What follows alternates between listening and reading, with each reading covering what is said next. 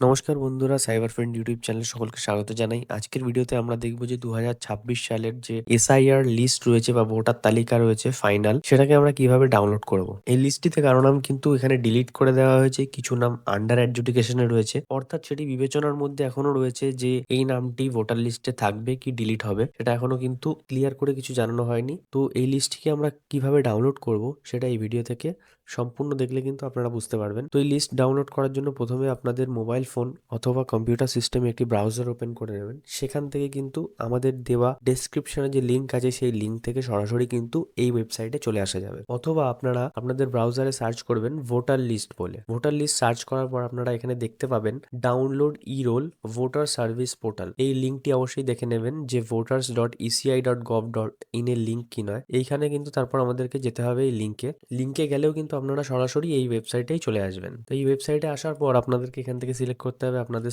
State এখান থেকে select করে নেব। সিলেক্ট করার পর বাকি যে রিভিশন আছে ২০২৬ থাকবে, রোল টাইপে এসআইআর ফাইনাল রোল ২০২৬ থাকবে। তারপরে আমরা সিলেক্ট করব আমাদের ডিস্ট্রিক্ট সিলেক্ট করার পর আমাদেরকে সিলেক্ট করতে হবে বিধানসভা বা অ্যাসেম্বলি আপনাদের এই লিস্ট থেকে সিলেক্ট করে নেবেন, অথবা যে আপনাদের অ্যাসেম্বলি নম্বর রয়েছে সেটি টাইপ করলেও কিন্তু এখানে আপনাদের অ্যাসেম্বলি একেবারে চলে আসবে। তারপরে আমরা এখান থেকে নিজেদের ল্যাঙ্গুয়েজ চুজ করে নেব, যে ভাষায় কিন্তু আমরা চাইছি যে তালিকাটি দেখতে। এখান থেকে বেঙ্গলি সিলেক্ট করলে কিন্তু বাংলায় আসবে নির্বাচন তালিকাটি, ইংলিশ সিলেক্ট করলে ইংলিশে আসবে। তো আমরা ইংলিশ সিলেক্ট করে নিচ্ছি। করার পর আমাদের এখান থেকে নিজেদের পুলিং স্টেশন চুজ করতে হবে, অর্থাৎ যে পুলিং স্টেশনে বা বুথে গিয়ে আমরা ভোট দিই সেই ভোট কেন্দ্রটিকে এখান থেকে সিলেক্ট করতে হবে। আপনারা এখান থেকে স্ক্রল করেও কিন্তু সিলেক্ট করতে পারেন, অথবা যদি আপনাদের পার্ট নম্বর জানা থাকে আপনারা পার্ট নম্বর দিলেও কিন্তু আপনাদের পুলিং স্টেশন এখানে চলে আসবে। তারপর আমরা এই চেক বক্সে চেক করে নেব যে এই পুলিং স্টেশনের আন্ডারে যত ভোটার্স রয়েছে তাদের কিন্তু তালিকা তখন ডাউনলোড করতে পারবো। তারপরে আমাদেরকে এই পাশে দেখানো ক্যাপচাটি এই বক্সে ফিল আপ করতে হবে।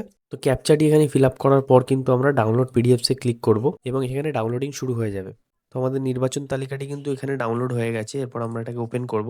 ওপেন করার পর আপনারা দেখতে পাচ্ছেন যে আমাদের নির্বাচন তালিকাটি কিন্তু সম্পূর্ণভাবে এখানে ডাউনলোড হয়ে গেছে। তো এরকমই আরো ভিডিও দেখার জন্য সাইবার ফ্রেন্ড ইউটিউব চ্যানেলকে সাবস্ক্রাইব করুন। ভিডিওটি সম্পূর্ণ দেখার জন্য অসংখ্য ধন্যবাদ।